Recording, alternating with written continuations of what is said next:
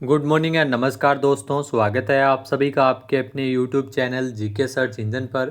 तो दोस्तों आज है 13 जुलाई और 13 जुलाई से रिलेटेड राजस्थान करंट अफेयर्स के जितने भी इम्पोर्टेंट क्वेश्चन हैं उन सभी को हम इस वीडियो में डिस्कस करने वाले हैं। तो पूरा वीडियो बहुत ध्यान से देखना। वीडियो के एंड में मैं आपसे एक क्वेश्चन भी पूछूंगा जिसका आंसर आप सभी को कमेंट बॉक्स में देना है। कल के वीडियो में मैंने आपसे एक क्वेश्चन पूछा था जो था राजस्थान यूनाइटेड एफसी के किस फुटबॉलर खिलाड़ी को आईएसएल की दिग्गज टीम ईस्ट बंगाल ने साइन किया है। यहाँ दोस्तों आईएसएल की जो इंडियन सुपर लीग की दिग्गज टीम ईस्ट बंगाल ने साइन किया है मार्तंड रैना को, यानी कि बी ऑप्शन यहाँ पर बिल्कुल सही था। जिन दोस्तों ने बी ऑप्शन कमेंट बॉक्स में सही जवाब दिया था उनको हार्दिक शुभकामनाएं। तो राजस्थान यूनाइटेड एफसी के मार्तंड रैना को 1 करोड़ रुपए 3 साल तक के लिए आईएसएल की दिग्गज टीम ईस्ट बंगाल ने साइन किया है। मार्तंड ईस्ट बंगाल से खेलने वाले राजस्थान के पहले फुटबॉलर है, ये आपको ध्यान में रखना है। उन्हें 3 साल तक के लिए साइन किया गया है।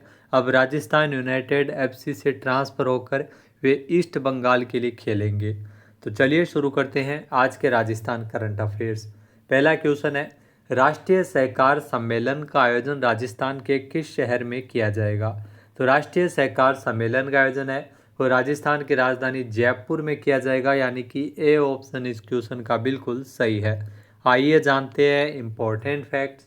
तो राष्ट्रीय सहकार सम्मेलन का आयोजन राजस्थान की राजधानी जयपुर में होगा।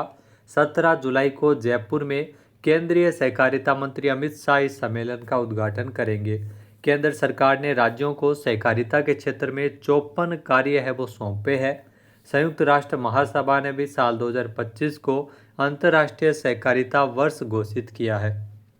अगला क्वेश्चन है, राजस्थान में किस जिले की दीपिका राठौड़ ने अफ्रीका महाद्वीप की सबसे ऊंची चोटी माउंट किलिमंजारो जो कि तंजानिया में है तो उस चोटी को फतेह किया है? तो आपको बता दें कि माउंट किलिमंजारो को फतेह करने वाली दीपिका राठौड़, इनका संबंध डीडवाना कुचामन जिले से है, यानी कि ए ऑप्शन यहाँ पर बिल्कुल सही है। आइए जानते हैं इम्पोर्टेंट फैक्ट्स। तो डीडवाना जिले के छोटे से गांव बवादिया की मूल निवासी सेना की लेफ्टिनेंट कर्नल दीपिका राठौड़ ने अफ्रीका महाद्वीप की सबसे ऊंची चोटी तंजानिया की माउंट किलिमंजारो को सफलतापूर्वक फतेह किया है। वह अब तक 4 पहाड़ सफलतापूर्वक फतेह कर चुकी है। दीपिका इससे पहले 2 बार माउंट एवरेस्ट को भी फतेह कर चुकी है। यहाँ दोस्तों यूरोप की सबसे ऊंची चोटी माउंट एल्ब्रुस और दक्षिण अमेरिका की सबसे ऊंची चोटी माउंट एकांगुआ को भी फतेह करने का रिकॉर्ड है वो दीपिका राठौड़ बना चुकी है। नेक्स्ट है, हाल ही में बुल्गारिया में आयोजित कूडो वर्ल्ड कप 2025 में जोधपुर की रुद्राणी पटेल ने अंडर 11 बालिका वर्ग में कौन सा मेडल जीता है? तो यह जोधपुर की रुद्राणी पटेल, इन्होंने अंडर 11 बालिका वर्ग में जीता है स्वर्ण पदक, यानी कि ए ऑप्शन यहाँ पर बिल्कुल सही है। आइए जानते हैं इम्पोर्टेंट फैक्ट्स। तो बुल्गारिया के बरगाश शहर में हाल ही में आयोजित की गई कूडो वर्ल्ड कप 2025 में जोधपुर की रुद्राणी पटेल ने अंडर 11 बालिका वर्ग में स्वर्ण पदक जीता है। 14 साल बाद भारत को इस वर्ग में गोल्ड मेडल मिला है। इसके अलावा दिलीप पटेल ने अंडर 11 बालक वर्ग में सिल्वर मेडल प्राप्त किया था और अनन्या वैष्णव ने बालिका वर्ग में कांस्य पदक प्राप्त किया था। तो जोधपुर की रुद्राणी पटेल ने इसमें गोल्ड मेडल जीता है। अगला क्वेश्चन है, राजस्थान में पहली बार गंभीर बीमारियों से पीड़ित मरीजों के लिए होम बेस्ड केयर यानी घर पर ही देखभाल का शुभारंभ कहाँ किया गया? तो पाली शहर में इसका शुभारंभ किया गया था, यानी कि बी ऑप्शन यहाँ पर बिल्कुल सही है, जहाँ पर घर पर ही देखभाल की जाएगी, होम बेस्ड केयर की शुरुआत की गई है।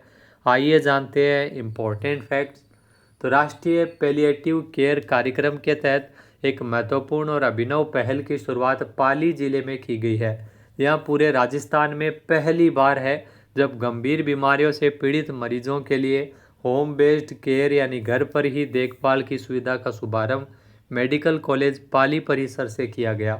इस कार्यक्रम की शुरुआत करते हुए जो कैबिनेट मंत्री जोराराम कुमावत ने हरी झंडी दिखाकर एक विशेष वाहन को रवाना किया।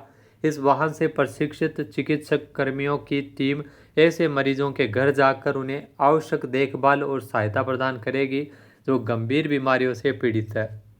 नेक्स्ट है, राजस्थान के किस शिक्षण संस्थान को उत्तर भारत का पहला ग्रीन हाइड्रोजन हब के रूप में विकसित किया जाएगा। तो राजस्थान की अगर बात करें तो आईआईटी जोधपुर, जिसे उत्तर भारत का पहला जो ग्रीन हाइड्रोजन हब बनाया जाएगा, यानी कि बी ऑप्शन यहाँ पर बिल्कुल सही है। आइए जानते हैं इम्पोर्टेंट फैक्ट्स। तो उत्तर भारत का पहला ग्रीन हाइड्रोजन हब बनेगा आईआईटी जोधपुर, जहाँ पब्लिक प्राइवेट पार्टनरशिप मॉडल पर करीब 205 करोड़ रुपए की लागत से इसे बनाया जाएगा। देश का चौथा हाइड्रोजन क्लस्टर होगा, जो भुवनेश्वर, पुणे और केरल के बाद में। यहाँ आईआईटी जोधपुर में इसे तैयार किया जाएगा। ये सालाना 350 टन हरित हाइड्रोजन का उत्पादन अपशिष्ट जल से करेगा और जैव मास से सालाना 15 टन हाइड्रोजन है वो तैयार किया जाएगा। नेक्स्ट है, राजस्थान का पहला सेगमेंटल स्पाइनल एनेस्थीसिया सम्मेलन कहाँ आयोजित किया गया? तो राजस्थान का जो पहला सेगमेंटल स्पाइनल एनेस्थीसिया सम्मेलन का आयोजन राजस्थान के जयपुर में हुआ था, यानी कि सी ऑप्शन यहाँ पर बिल्कुल सही है। आइए जानते हैं इम्पोर्टेंट फैक्ट्स। तो 12 जुलाई को जयपुर में राजस्थान का पहला सेगमेंटल स्पाइनल एनेस्थीसिया सम्मेलन सफलतापूर्वक आयोजित किया गया था।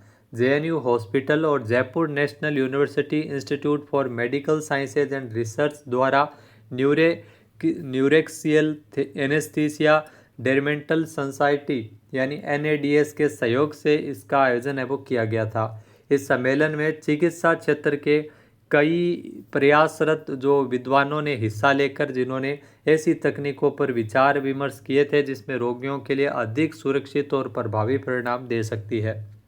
नेक्स्ट है, केंद्रीय आवासन एवं शहरी कार्य मंत्रालय की ओर से राजस्थान के किस नगर निगम को स्टेट मिनिस्ट्रियल कैटेगरी में अवार्ड मिलेगा? यहाँ दोस्तों केंद्रीय आवासन एवं शहरी कार्य मंत्रालय की ओर से राजस्थान के जो जयपुर ग्रेटर नगर निगम को स्टेट मिनिस्ट्रियल कैटेगरी में अवार्ड है वो दिया जाएगा, यानी कि ए ऑप्शन यहाँ पर बिल्कुल सही है।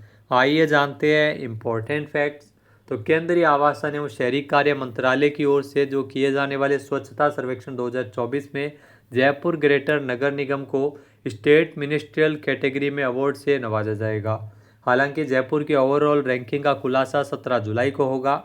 जयपुर के साथ छोटे शहरों की श्रेणी में राजस्थान के डूंगरपुर को भी अवार्ड के लिए चुना गया है। यह पुरस्कार 17 जुलाई को नई दिल्ली के विज्ञान भवन में आयोजित होने वाले समारोह के दौरान दिया जाएगा। अगला क्वेश्चन है, मानव तस्करी जैसे जघन्य अपराध के खिलाफ जयपुर स्थित राजस्थान पुलिस अकादमी परिसर में 2 दिवसीय राज्य स्तरीय सम्मेलन का आयोजन है वो कब किया जाएगा? तो मानव तस्करी जैसे जघन्य अपराध के खिलाफ जागरूकता के लिए 18 और 19 जुलाई को ये 2 दिवसीय राज्य स्तरीय सम्मेलन है वो आयोजित किया जाएगा, यानी कि ए ऑप्शन यहाँ पर बिल्कुल सही है। आइए जानते हैं इम्पोर्टेंट फैक्ट्स।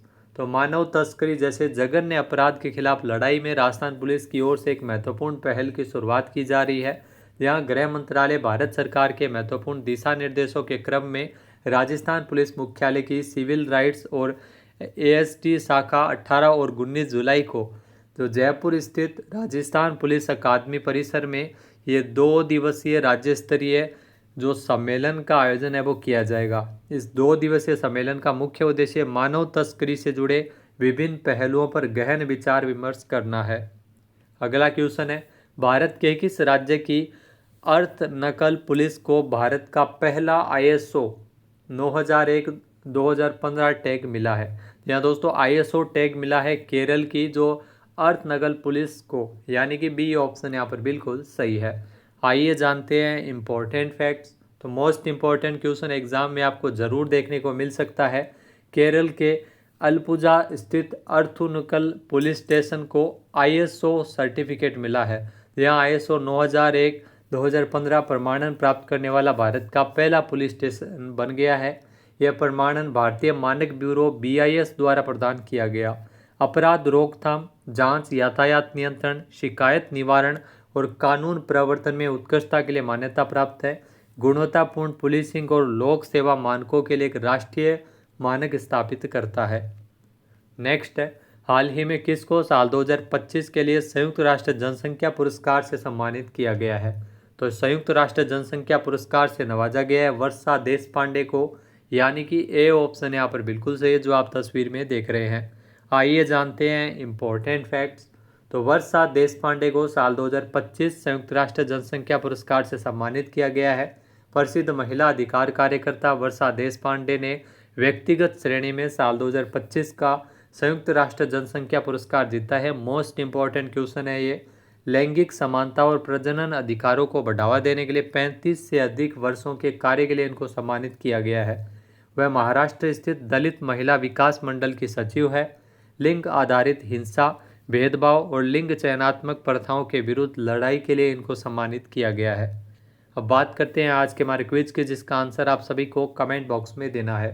तो आज का क्विज है, राजस्थान के किस जिले में नमो टॉय बैंक की स्थापना की जाएगी।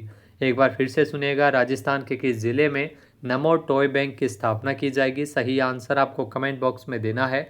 और अगर ये वीडियो आपको पसंद आए तो इसे आप लाइक और शेयर करना बिल्कुल ना भूलिएगा। चैनल पर नए जुड़े हो, सब्सक्राइब नहीं किया है तो सब्सक्राइब बटन पर क्लिक करें।